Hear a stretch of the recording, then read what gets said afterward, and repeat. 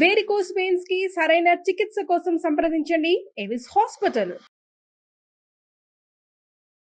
నమస్తే రమగారు. నమస్తే జీ. రమగారు, గతంలో మనం ఒక 2 స్టోరీస్ చేసామండి. సలహాలు అమ్మబడును అని, సలహాకి ఇంత డబ్బులని, అలాంటివి 2 చేసాం. అలాంటివి ఇంకేమైనా ఉన్నాయండి? ఇచ్చట వివేకం అమ్మబడును, 4 సలహాలకి 400 ఇస్తాడు ఒక వర్తకుడు. అలాంటిది ఇంకొక మంచి కథ. ఇది మాటల అంగడి. ఓకే, మాటల కొట్టు. మాటల కొట్టు. ఒక ఊళ్ళో ధర్మపాలుడని ఒక ఆయన ఒక కొట్టు పెట్టుకున్నాడు. ఒక వింత షాపు. అది సలహాలు కాగితాల మీద రాసి ఉంటాయి. ఎవరికి నచ్చిన సలహా వాళ్ళు కొనుక్కోవచ్చు. జీవితానికి సంబంధించిన సలహాలు. ఏదైనా అక్కడ నుంచి చదివి నాకు ఇవ్వద్దని వెళ్ళిపోకూడదు. సలహాకి ఇంతని ఇచ్చి కొనుక్కోవాలి. సరే, అందులో ఒక ఆయన, ఒక ధనగుప్తుడని ఒక ఆయన వచ్చి సరదాగా చూద్దామని ఒక 3 సలహాలు కొనుక్కున్నాడు. 3 ఐడియాలు. మంచి ధనవంతుడు ఆయన. ఆ కొనుక్కున్న 3 సలహాలకి 300 ఇచ్చాడు. ఆ రోజుల్లో 100 అంటే చాలా ఎక్కువ. కానీ అవి చాలా అపురూపమైనవి, అత్యద్భుతమైనవి చాలా ఉంది అందులో. టంట చాలా ఉంది. ఈ టంటలు ఏమిటంటే, మొదటిది, ఏదైనా పని మీద వెళ్ళేటప్పుడు భార్యకి చెప్పద్దు. ఇది ఒక సలహా. అక్కడి నుంచి దారిలో ఎక్కడికైనా వెళ్ళేటప్పుడు దారిలో కాకుండా దారికి దూరంగా పక్కగా వెళ్ళి తిను. భోజనం చేయాల్సి వస్తే దారిలో తినద్దు, దారి బాట వదిలిపెట్టి దూరంగా తిను. ఎవరితోటి ఎప్పుడు పందెం కట్టద్దు, తొందరపడి పందేలు కట్టద్దు. ఈ 3 సలహాలు బాగుంది. ఆయనకేం అక్కర్లా, బాగా డబ్బులు ఉన్నాయి. సలహాలు కొనుక్కున్నాం కదా, ఇవి ఎట్లా పనిచేస్తాయో చూద్దాం అనుకున్నాడు. అనుకొని ఏం చేశాడు, సరే 9,000 రూపాయలని 9 సంచుల్లో మూట కట్టుకున్నాడు. ఆయన దగ్గర ఉన్న క్యాష్ అది మూట కట్టుకుని పెళ్ళానికి, భార్యకి చెప్పకుండా ఎక్కడికో వెళ్తున్నానని చెప్పాడు. వ్యాపారం మీద ఫలానా చోటికి అలా చెప్పలే. ఎక్కడికి వెళ్తున్నాడో భార్యకి చెప్పకుండా వెళ్ళొస్తాను అని మాత్రం చెప్పి ఈ 9,000 రూపాయల మూటల్ని పుచ్చుకుని వెళ్ళాడు, బయలుదేరాడు. భార్యకి చెప్పకుండా వెళ్ళు అనేది ఒకటి. చూద్దాం దీనివల్ల ఏమవుతుందో. ఫిల్ చేశాడు దాన్ని. మొదటిది ఫుల్ఫిల్ చేశాడు. అక్కడి నుంచి ఏమైంది, ఏదో బయలుదేరాడు, అలా వెళ్తుంటే సరే ఏమనుకున్నాడు, ఆకలిస్తుంది. బాటలో చాలా దూరం వెళ్ళాం. సరే ఏముంది, 2వ సలహా, దారిలో తినక దారికి అవతలగా తిను అని ఉంది సలహా. బాగానే ఉంది. చూస్తే దూరంగా ఒక బావి లాంటిది కనపడుతోంది. సరే అక్కడ ఏదో నీళ్లు ఉంటుంటాయి, పోయి అక్కడ తిందాంలే అని చెప్పేసి ఈ తిండి మూట పుచ్చుకుని తన బ్యాగ్ మోసుకుంటూ పోయాడు అక్కడికి. ఆయన ఒంటరిగానే ప్రయాణం అయ్యాడు. చిన్న బండి వేసుకుని వెళ్తున్నాడు ఒక్కడే. సరే ఏం చేశాడు, అక్కడికి వెళ్ళి కూర్చుని అక్కడ రొట్టెల మూట కూడా తీశాడు, తిన్నాడు. తిని లేచి వస్తుంటే ఏమైంది, వచ్చేసాడు. వచ్చిన తర్వాత ఆడంగు చేరాడు. తాను వెళ్ళదలుచుకుని ఊరికి చేరేసరికి దగ్గరే, ఆ ఊరు ఎక్కువ దూరం కాదు. చేరిన తర్వాత చూసుకుంటే 9 మూటల్లో 8 ఉన్నాయి, 9 మూటలేదు. ఆయన ఇట్లా ఎక్కడో పెట్టుకున్నాడు సంచి. ఒకవేళ నేను అక్కడ రొట్టెల సంచి తీస్తున్నప్పుడు పడిపోయిందేమో అని మళ్ళీ ఆగమేఘాల మీద బండి తోలుకుంటూ వెనక్కి వెళ్ళి ఆ బావి దగ్గరికి వెళ్ళాడు. ఆ గడ్డిగా ఉంది బావి దగ్గర. అంటే పెద్దగా మనుషులు తిరిగే దారి కాదు కదా. ఆ గడ్డి మేట్ల మధ్యలో ఈయన తలకు రూపాయల సంచి కనపడింది.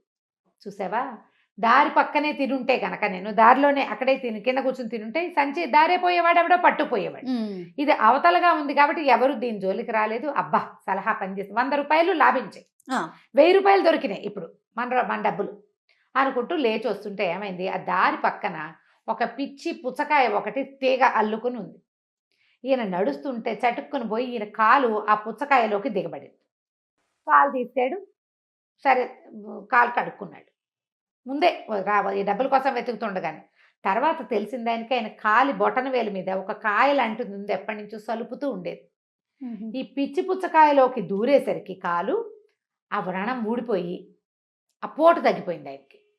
అయ్య బాబు, ఇది చాలా గొప్ప ఔషధంగా ఉంది, చాలా బాగా పనిచేస్తుంది, ఓ పని చేద్దాం, ఇప్పుడు నేను అక్కడ బజార్ వెళ్తున్నాను, ఈ పుచ్చకాయలు పుచ్చగింజలు బాగా యూజ్ అవుతాయి అని చెప్పేసి ఓ పుచ్చకాయని కోసి అక్కడ ఉన్న చెట్ల ఆ తీగలోంచి కాయలు తక్కువ ఉన్నాయి, దాన్ని ఒక చోట గొయ్యి తీసి పాతి పెట్టాడు. అవేం పాడవవు, మట్టిలో పెడితే ఉంటాయి బాగానే అని చెప్పి ఏం చేశాడు, బయలుదేరి వెళ్ళిపోయాడు. వ్యాపారం చూసుకున్నాడు, ఇంటికి వచ్చాడు. కాలు మీద వ్రణం మానిపోయింది. ఇప్పుడు 3 సలహాల్లో ఒక సలహా బాగా పనికొచ్చింది మనకి. సరే ఏమైంది, కొన్ని రోజులకి, ఒక 5-6 రోజులకి ఆ ఊళ్ళో ఒక పెద్ద జమీందారు గారు ఒక ఆయన ఉన్నాడు. ఆయనకి ఒక రాచకురుపు వేసింది. రాతకురుపు పోగొట్టేందుకు ఎవరైనా పోగొట్టే వాళ్ళు ఉంటే దానికి ఎంతో బోళ్ళంత దానం ఇస్తామని ప్రకటన చేశారు. అవి ఇంతంత కాగితాలు వేయించారు. వీళ్ళ ఇంటికి వచ్చింది ఆ కాగితం. అది చూసేసరికి ఈయనకు ఉత్సాహం వచ్చింది. నా కాలు మీద పుండు మారిపోయింది చూసావు పిచ్చి పుచ్చకాయతోటి, కాబట్టి ఐడియా గుర్తొచ్చింది. గుర్తొచ్చింది. ఆ పుచ్చకాయ వైద్యం చెయ్యాలి ఇక్కడ అని భావించి ఏం చేశాడు, మొదటి సలహా ఏమిటి, ఎక్కడికైనా వెళ్ళేటప్పుడు భార్యకి చెప్పకూడదు. ఆ, ఆ మాట మర్చిపోయాడు. మర్చిపోయి భార్యకి ఏమే మరి నా కాలు మీద పుండు మానిపోయింది చూసావా, ఆ పిచ్చి పుచ్చకాయ ఆ నూతి దగ్గర దాచిపెట్టాను ఒకదాన్ని, నేను పోయి అక్కడికి వెళ్ళి అది తీసుకొస్తాను, దాంతో ఇది మన జమీందారు గారి జబ్బు నయమైపోతుంది, ఆ ధనం మనకే ఇస్తాడు, డబ్బులు ఉన్నాయి ఈయనకి, కానీ వైద్యం చేయించి పేరు గడించాలని భావించాడు. బాగుందా? సరే, భార్యకి చెప్పేశాడు. ఈయన పిచ్చి పుచ్చకాయ గురించి చెప్పాడు, కానీ వెంటనే ఆయన అక్కడికి వెళ్ళలేకపోయాడు.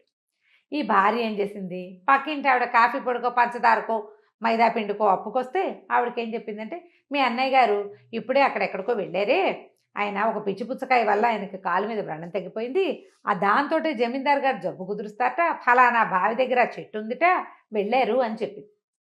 ఇలాంటి సలహాలు మాటలు చెప్పి ఊరుకుంటారు. ఈవిడ పరిగెత్తుకుంటూ వెళ్ళి, ఏమయ్యో నీకు తెలుసా మన పక్కింటి ధనగుప్తుడు అక్కడికి వెళ్ళాడు, ఆయనేమో మరి రాజుగారి జబ్బు కుదురుస్తారట జమీందారు గారిది, ఆయనగా తగ్గిపోయిందంటే వీళ్ళకున్న డబ్బులు కాకుండా ఆ డబ్బులు కూడా వచ్చి పడిపోతాయి వాళ్ళకి అన్నది. అనగానే ఇతను కూడా చకచకా లేచి బయలుదేరాడు.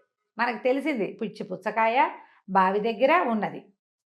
ఇద్దరు, ఆయన బయలుదేరాడు, ఈయన బయలుదేరాడు. ఈయన ఈ విషయం ఆవిడ దగ్గర నుంచి తెలుసుకోవడానికి ఒక అరగంట వ్యవధి ఉందంతే. ఇద్దరు కలిసి ఒకే దారిన బయలుదేరారు. బయలుదేరాక బాటలో కలుసుకున్నారు. ఎక్కడికి అప్పుడు ఏమన్నాడు, ఎక్కడికి వెళ్తున్నారంటే రాజుగారి వైద్యానికి వ్రణానికి వైద్యం చేయటం కోసం మందుల కోసం బయలుదేరానని చెప్పాడు పక్కింటి ఆయన. పుచ్చకాయ కోసం అని చెప్పబోయేసరికల్లా మన ధనవంతుడు ఉన్నాడుగా ఈ గుప్తా గారు అన్నాడు చాలా జోరుగా, రాజుగారి జబ్బు దేంతోనేమవుతుందో నాకు ఒక్కడికే తెలుసు అన్నాడు. నాకు తెలుసు అన్నాడు పక్కింటి ఆయన. వీడెవడికో ఎలా తెలుస్తుంది, నేను నా కాలు పుండు కదా మానింది. దాంతో ఈయన ఉద్వేగంలో మూడో సలహా మర్చిపోయాడు. ఎవరితోటి పందెం కట్టద్దు అని ఉంది కదా సలహా, ఆ మాట మర్చిపోయి నాకే తెలుసు పందెం కట్ట కావాలంటే అన్నాడు. అనగానే సరే ఇద్దరు కలిసి వాదులాడుకుని పందెం కుదుర్చుకున్నారు. ఒకవేళ రాజుగారి జబ్బు దేంతో కుదురుతుందో నేను చెప్పి దాంతో జబ్బు కుదిరిస్తే మీ ఇంట్లో నేను ఏది ముట్టుకుంటే అది నాకు ఇచ్చేయాలి నువ్వు అని పక్కింటి ఆయన పందెం కట్టాడు. కట్టేసరికల్లా ఇంకేముంది, ఒప్పుకున్నాడు. ఒప్పుకున్న దగ్గర నుంచి నేను గుబగబలు అడ్డం మొదలుపెట్టింది. సలహా మూడోది నేను పాటించట్లేదు, అనవసరంగా పందెం కట్టానా, ఏం చేయను.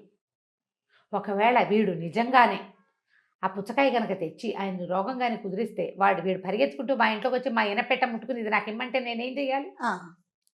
మా ఇంట్లోకి వచ్చి ఇనపెట్ట ముట్టుకోవచ్చు, అంతే కదా. పక్కింటి వాడు పేదవాడు, నేను ధనవంతుణ్ణి, అనవసరంగా నేను అత్యాసపడ్డా, వీడితో పందెం కట్ట వెధవ స్పీడ్కి లోనయ్యి ఏం చేయాలో తెలియలా. ఈ లోపల ఏమైంది, పక్కింటి ఆయన చాలా జోరుగా నడుచుకుంటూ వెళ్ళిపోయి ఈయన ఎక్కడ పుచ్చకాయ దాచిపెట్టాడో ఆ పుచ్చకాయ తీసేసాడు. కాదు కూడదనేందుకు అవకాశం లేకుండా తన బండెక్కి ఆగ మేఘాల మీద జమీందారు దగ్గరికి వెళ్ళిపోయాడు. ఈయన 2 మిస్టేకులు చేసేసాడు ఆల్రెడీ. భార్యకి చెప్పేశాడు, పందెం కట్టేశాడు. అట్ట వెంటనే అతను జమీందారు దగ్గరికి వెళ్ళేసరికి ఇతనికి తెలిసిపోయింది, గ్యారంటీగా వీడు మన ఇంటికి వచ్చి రాజుగారి దగ్గర నుంచి డబ్బులు, జమీందారు దగ్గర నుంచి డబ్బులు తెచ్చుకుంటాడు, మన ఇంటికి వచ్చి ఈయన పెట్ట ముట్టుకుంటాడు.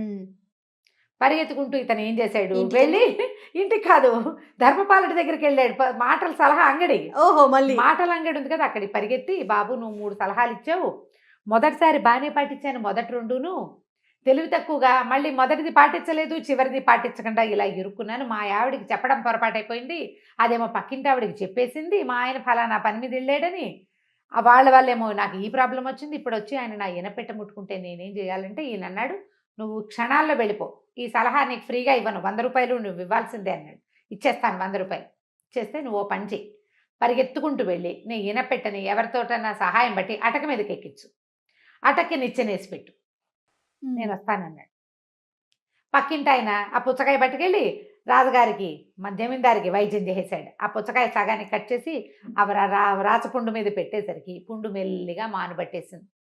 పిచ్చి పుచ్చకాయే దానికి వైద్యం అని చెప్పాడు. ఆ తర్వాత అక్కడెక్కడ ఉన్న పుచ్చకాయలు తెచ్చి మిగిలిన మచ్చలు కూడా వాళ్ళు పోగొట్టుకుంటారు. అసలు మెయిన్ ప్రాబ్లం తగ్గిపోయింది కదా, పుండు మానిపోతుంది. ఆయన చకచకా నడుచుకుంటూ వచ్చేసాడు. వచ్చేసి భార్యతో సహా ఈ ధనగుప్తుడి ఇంట్లోకి వచ్చాడు. ఏది ముట్టుకుంటే అది ఇచ్చేయాలి, మరి జాగ్రత్తగా చేతులు దగ్గర పెట్టుకుని వచ్చాడు లోపలికి.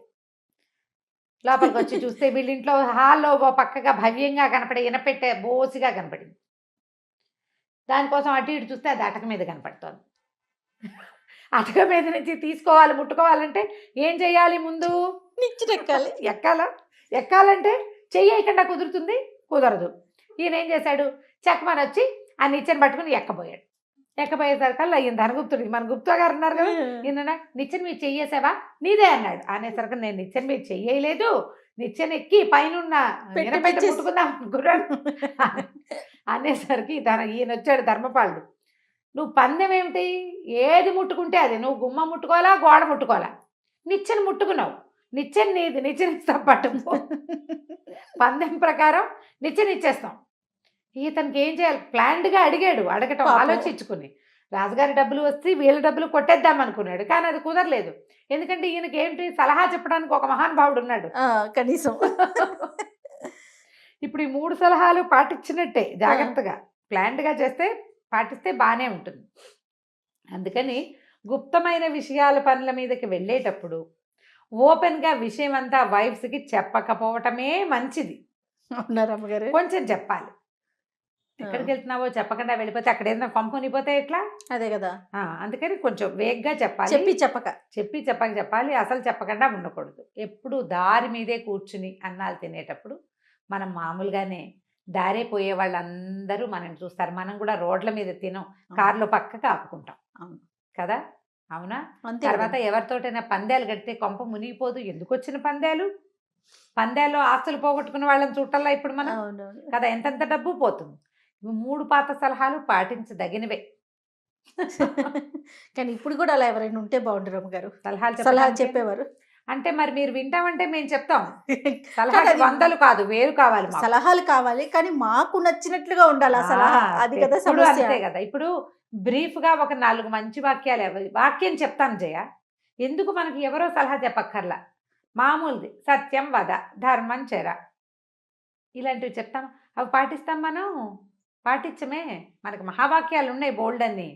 మనం ఏంటంటే మన సిచ్యువేషన్లో మనకి నచ్చినట్టుగా, మనం ఏదనుకుంటామో దానికి తగినట్టుగానే సలహా కావాలి. దానికి వ్యతిరేకమైన సలహా పాటించరు. అది మనకు నచ్చిన సలహానే కావాలి. అంతే. ఏదైనా దేనికైనా సమాధానం మనకి నచ్చినట్టే కావాలి. మనం వేసుకునే బట్టల్లాగానే ఉండాలి. మన చాయిస్ ప్రకారమే సలహాలు తీసుకుంటాం. ఇప్పుడు ఒక బిజినెస్ నేనే చేద్దాం అనుకున్నా, నువ్వు చెప్తావు నాకు, ఎందుకంటే రమ్మగారు ఏదో అవన్నీ చెప్తావేంటి ఇప్పుడు? అలాంటి బిజినెస్లు ఎందుకు రమ్మగారు అంటే, జేకి నా మీద కుళ్ళు అనిపిస్తుందా? అంతే. పైగా మనం చేయదలుచుకున్న బిజినెస్ని సమర్థించే వాళ్ళే మనకి నచ్చుతారు. అంతే. నో అంటే వాళ్ళు నచ్చరు.